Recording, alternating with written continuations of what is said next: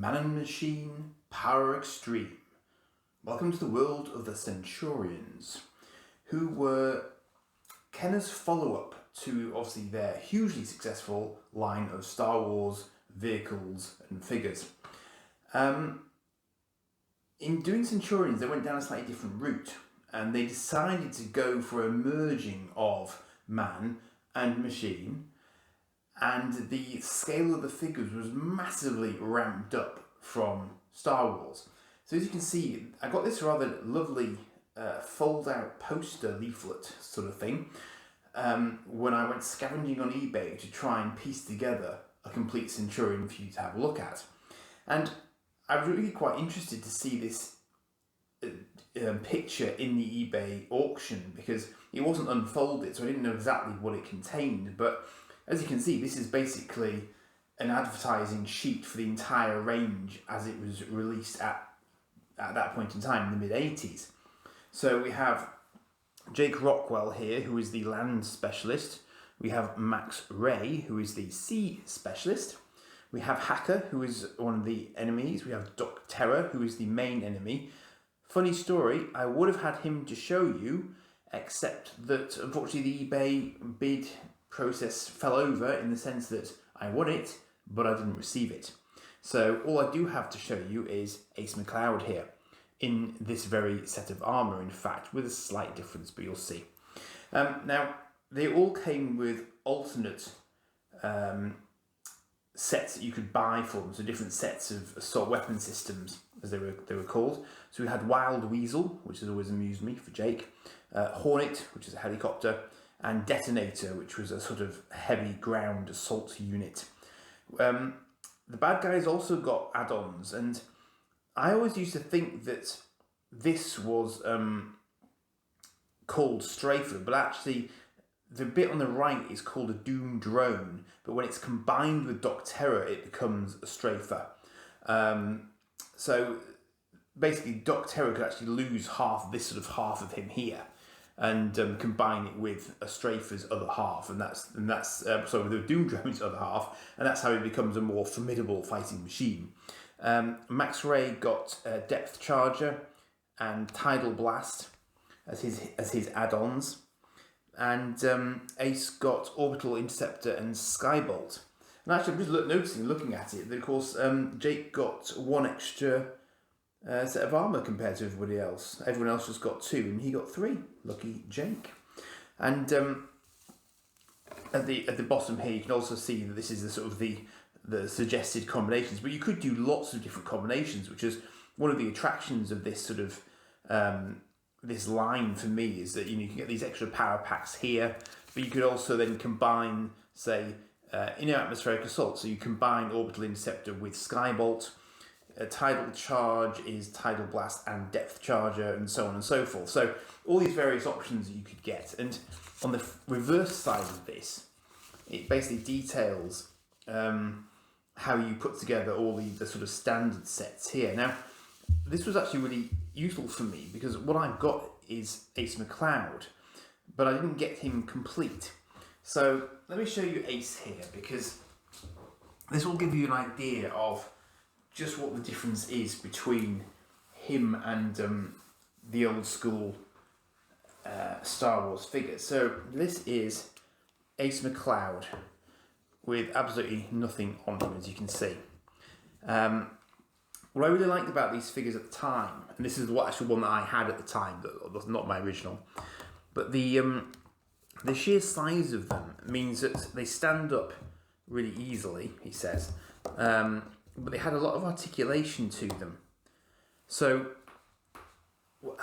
you know, his elbow, he moves at the elbow, he moves at the shoulder, his head can tilt quite away, it can turn, and he's also got a decent knee joint, so you can move him around quite a lot. And of course, the old Star Wars figures couldn't do that, so this is quite a step up for Kenner. But just look at this. See, it's not a trap, but you can see that poor old Akbar there he's half the size, he's half the height of the Centurions figure.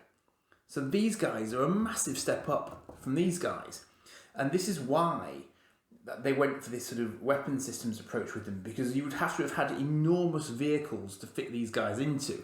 So instead, they went the other way and they attached the vehicles directly to them.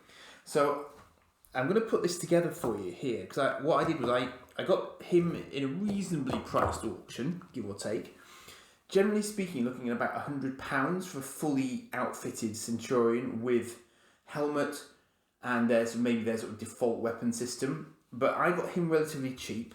I also got this relatively cheap as well, completely randomly.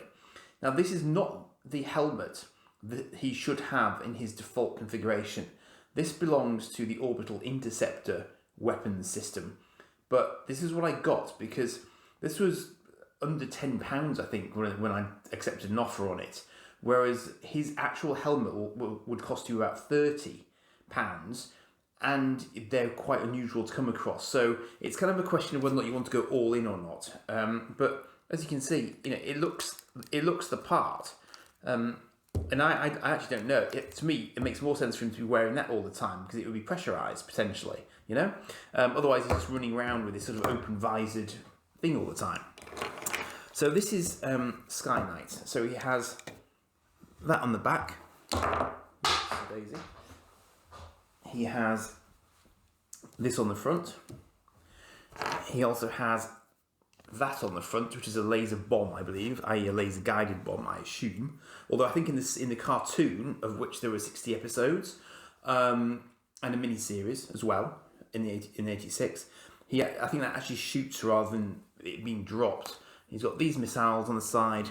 This is slightly broken. Can you see there's a clear snap point? There should be another one of those underneath it, but that's okay. I didn't even realise it came with that. That was kind of a bonus when I realised it was in the packaging. So there's that, and then he's got 2 thrusters. So if I assemble him per this picture, then basically it's just very straightforward. You've just got these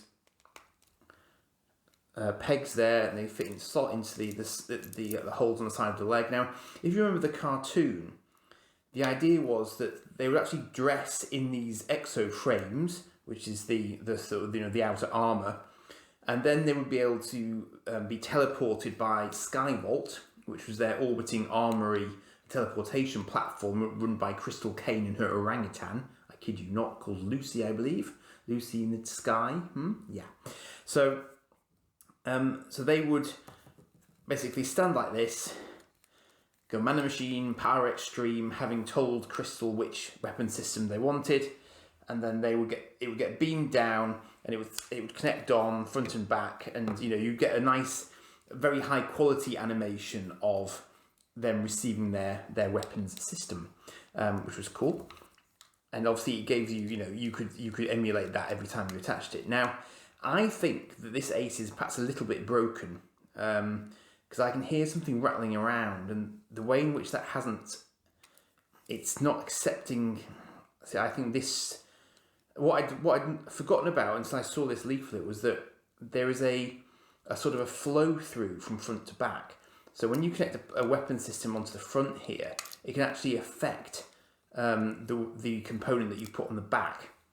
But I think this ace may have seen better days. So that's his weapon system on the back there. And in theory, if you twist that, yeah, it does work actually. So if you twist that, you see, it actually has an effect on the component on the back, which is great. And I'd completely forgotten about that until I saw that referenced here. Now, according to this picture, I can't actually see the missiles, but I believe the missiles generally are viewed as going on the back here and here.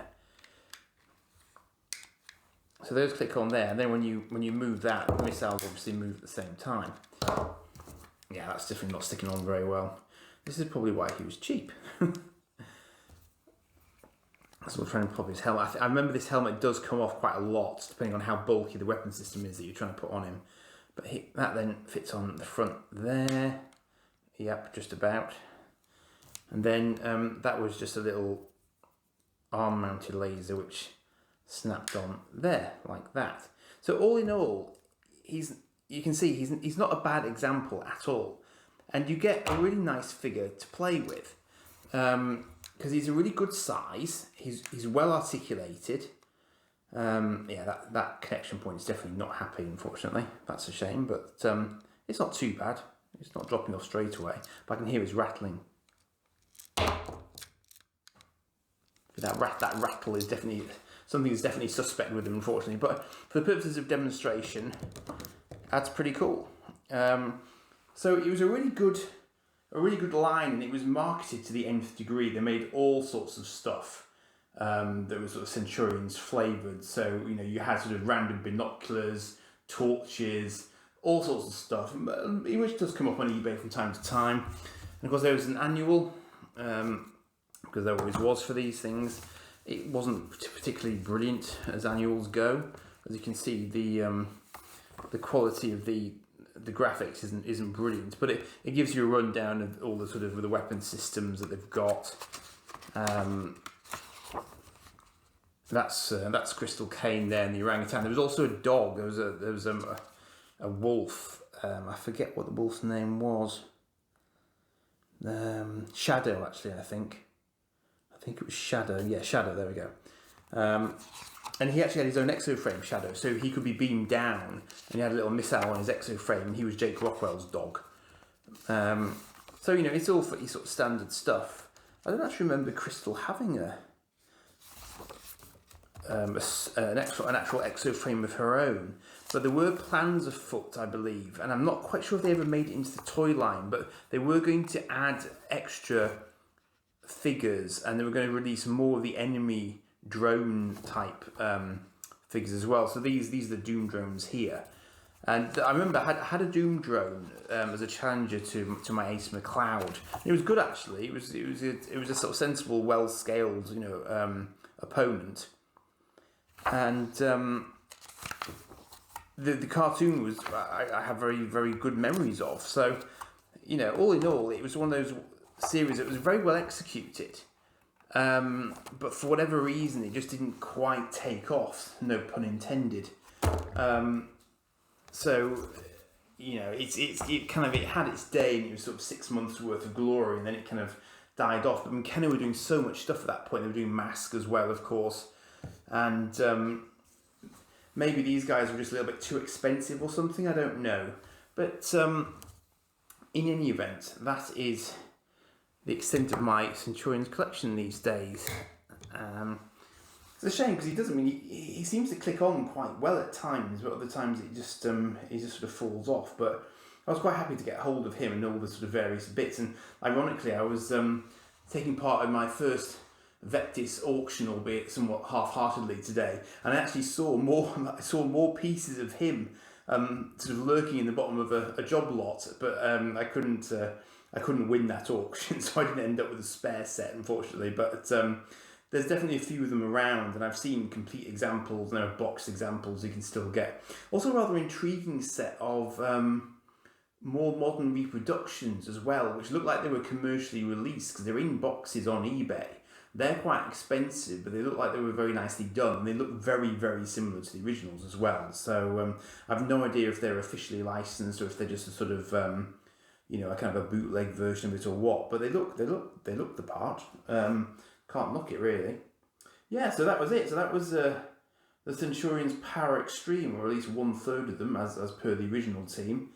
And so unfortunately I couldn't get Doc Terror to show you, but I did try, and unusually I got let down by an eBay seller for once, which is a shame, because I've been doing pretty solidly up until this point. So anyway, I hope you've enjoyed that quick look at Ace McCloud. Be interested to hear if you had any of the Centurions in the comments, obviously. And please like and subscribe as ever. Thanks very much. Cheers for now.